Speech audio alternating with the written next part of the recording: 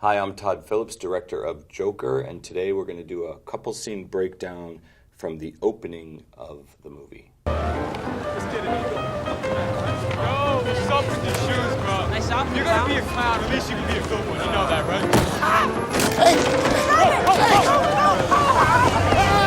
right? The main job of a director, even all this stuff we talk about, cameras and depth of field and sets and wardrobe, I think really what a director is a purveyor of tone. And I think the thing I'm most proud about this film is that unsettling tone, that sort of slow ramp up into insanity. It's day 18 of the garbage strike, with 10,000 tons of garbage piling up every day. Even the nicest sections of the city are looking like... So I always obsess over the opening shots of movies, my movies, the movies I watch. I think it's a great way, it's a great storytelling device, the very opening of a film. We have the benefit in this scene of the local news playing underneath it, and we meet Arthur there alone at the mirror as he's putting on his makeup. So this scene was shot pretty early in our schedule, and it's a practical location, meaning it's not a build. We're in a real second floor storage facility up in Harlem on the far west side of Manhattan. It was a beautiful space with this very sparse view of the underside of the West Side Highway, this sort of structure that holds up the West Side highways, these things we're seeing out the window there. And we thought it was a great place for Hes, which represents the agency that kind of rents out clowns and strippers and magicians, and it's where Arthur works, and we find him at the beginning of the film. It's my business when customers can't get in here because of the garbage situation. I'm not out that long to smell it, but I think to look at it, it's terrible.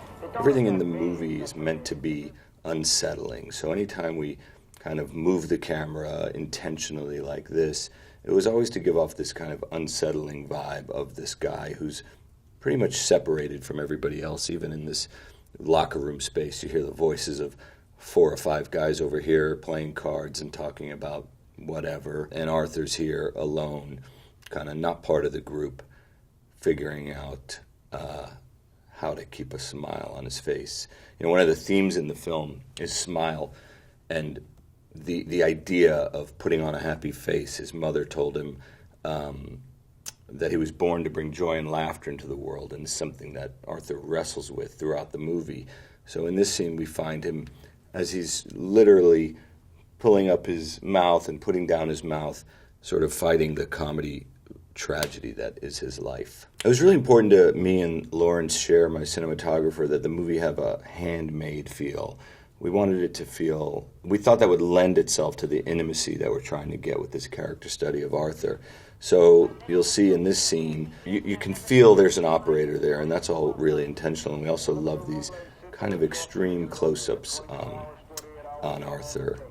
The idea of the National Guard pulling in and cleaning up is a good idea. In other news, the building industry and landlords today... That, by the way, right there, that tear just happened on one take. Joaquin has a really interesting process. He's not as...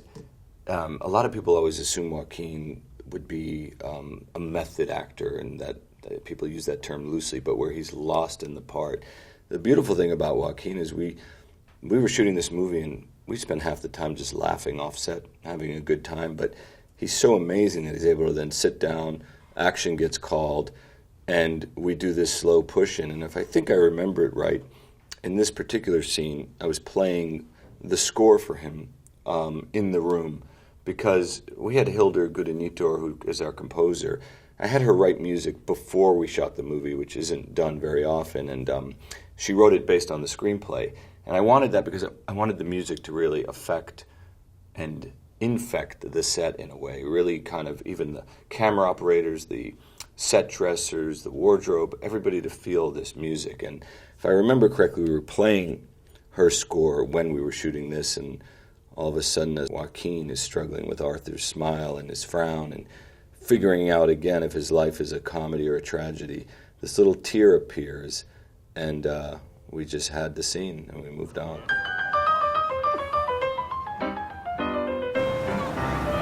We called this set Gotham Square, and this is sort of our version of Times Square, the busy kind of market of Gotham in 1981.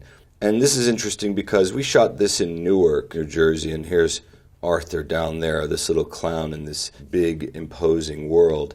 I would say pretty much everything from here back here is CG world building. The only real stuff is what you see here in the foreground.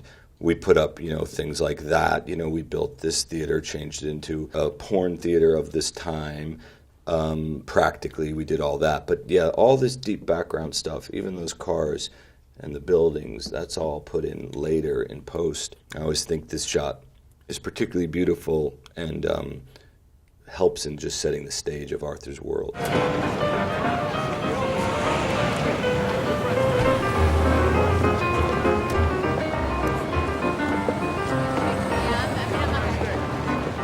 And this is really where Arthur is at home. He's got a mask on, he's pretending to be somebody else, and he gets lost in his work. It's also where we learn that Arthur has music in him. Something I conveyed to Joaquin was that Arthur is a guy that has music in his soul, and that will continue when he transforms into Joker. And this is one of the visual representations of him having that music. Joaquin probably practiced with this sign for about 2 or 3 days. It was more complicated than it looks.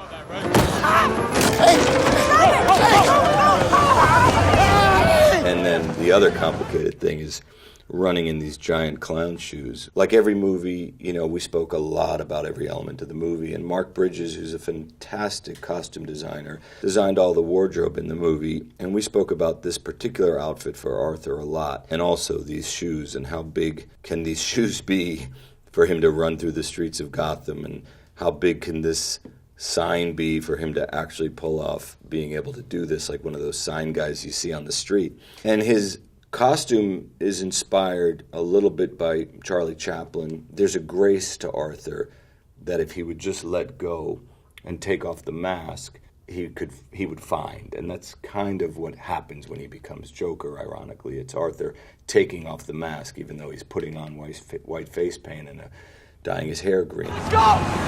We got the sign! Let's go!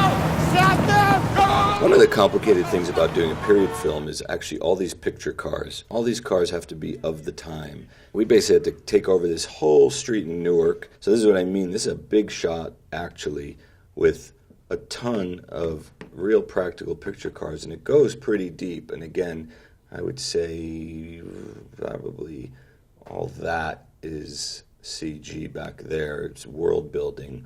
A lot of our visual references were movies that were late 70s, early 80s films. Larry and I really chose to shoot a ton of this really long lens, so you have that real shallow depth of field that you see in some of those old school movies. So something like this shot is a perfect example of how blurry everything is back here in the background, and really the only focus is 1, 2, 3, 4 with the guys you really want in focus. Everything else is kind of blurry, and that's one of those things in those old films. They used to basically steal shots on live streets. French Connection, their camera's over here and they're just following a car in real time, and we tried to give it that look, and it gives it a visceral feel.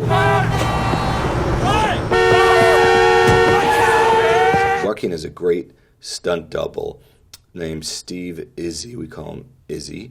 And Izzy did all of Joaquin's kind of near misses and things like that.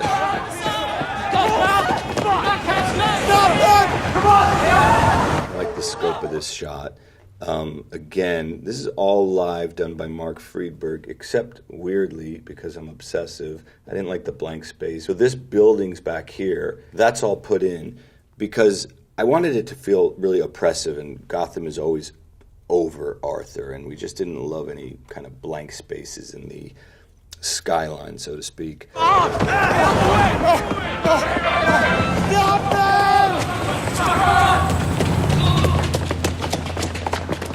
I remember when I was making a movie called Starsky and Hutch with Ben Stiller, I wanted Ben running in this opening thing, I forget what it was, and Ben kept saying, why is he running so much? And I said, I feel like you never really know somebody until you see them run.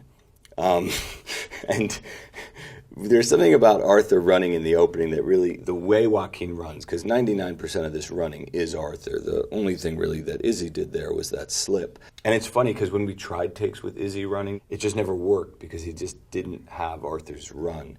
Joaquin is so specific in the way Arthur's run looked. I thought it was really something. So the slide, which is tough to do and impossible for Joaquin to have pulled off, Izzy came in and did, but everything else is really Joaquin.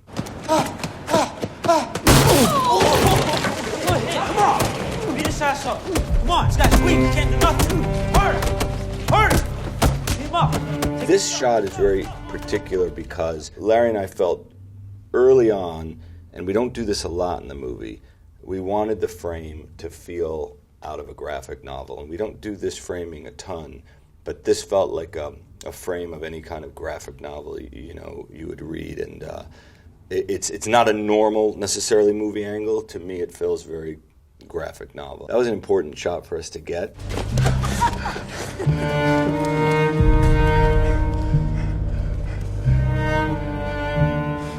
So this is one of my favorite shots in the whole movie. And it obviously depicts his loneliness and his pain.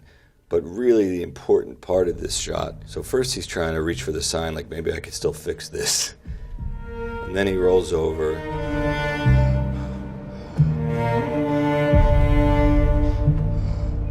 And he pushes that little button and the water comes out of the flower. Because what we're saying there with the water coming out of the flower,